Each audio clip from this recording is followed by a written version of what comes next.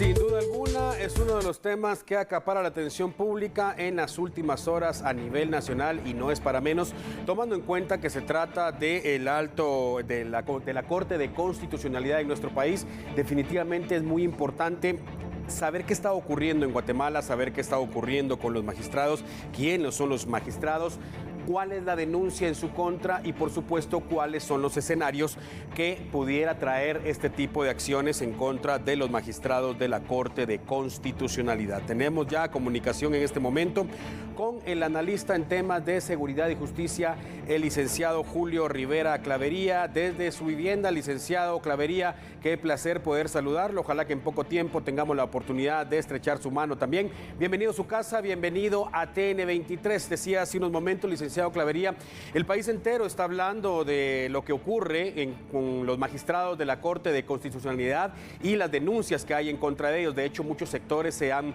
pronunciado al respecto. ¿Cuál es el peligro que corre el Estado de Derecho si no se acciona y si no se aclara esta situación, licenciado Clavería?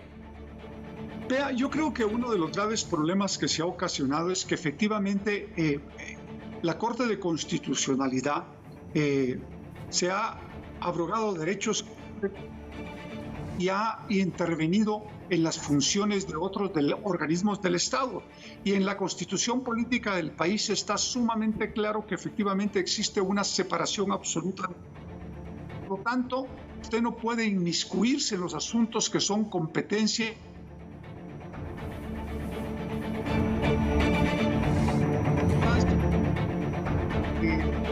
pueda emprender esa daño al sistema de justicia en términos generales. Es por eso que yo creo que hoy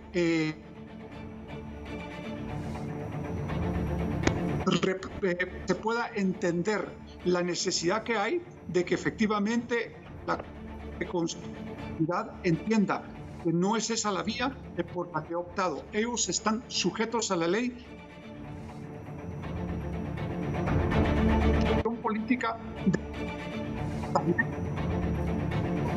Entre las atribuciones del Congreso de la República está la de declarar con lugar o no el antejuicio en contra de ellos. Yo creo que el haber resuelto un amparo, haberse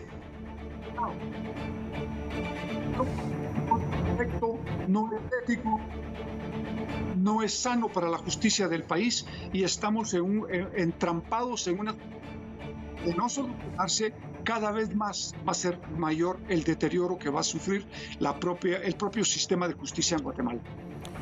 Licenciado Clavería, estamos teniendo algunos problemas de comunicación, estamos en vivo con usted en este momento, pero no logramos tener todo el audio de lo que usted mencionaba, pero básicamente se trata de la denuncia en contra de los magistrados porque se autoampararon y nadie está por encima de la ley. Si bien ellos representan a la Corte o al máximo órgano constitucional de nuestro país, justamente su trabajo, su principal objetivo es velar porque la Constitución política de la República esté por sobre todas las cosas en nuestro país, evidentemente. ¿A quién le compete? Porque esta es una de las grandes dudas que se hace la gran mayoría de guatemaltecos. Si ellos no pueden autoampararse, ¿a quién le compete entonces y quién puede conocer una denuncia presentada en contra de los magistrados de la Corte de Constitucionalidad? Dos cosas distintas. La denuncia presentada en contra de los magistrados de la Corte de Constitucionalidad por parte del Congreso a la República, por parte del Congreso de la República al Ministerio Público, va a conocer el Ministerio Público y el Ministerio Público tendrá que trasladar después esa resolución al propio Congreso de la República. Pero por otro lado, la Corte de Constitucionalidad, la Corte Suprema de Justicia declaró un antejuicio en contra de ellos que efectivamente tiene que conocer obligadamente el Congreso de la República. El artículo 165 es claro al decir que efectivamente le compete con exclusividad al Congreso de la República el resolver los antejuicios contra presidente, vicepresidente, magistrados de la Corte Suprema de Justicia, del Tribunal Supremo Electoral y magistrados de la Corte de Constitucionalidad. Por lo tanto, es al Congreso de la República quienes tienen que entrar a conocer el antejuicio contra los señores magistrados de la Corte de Constitucionalidad.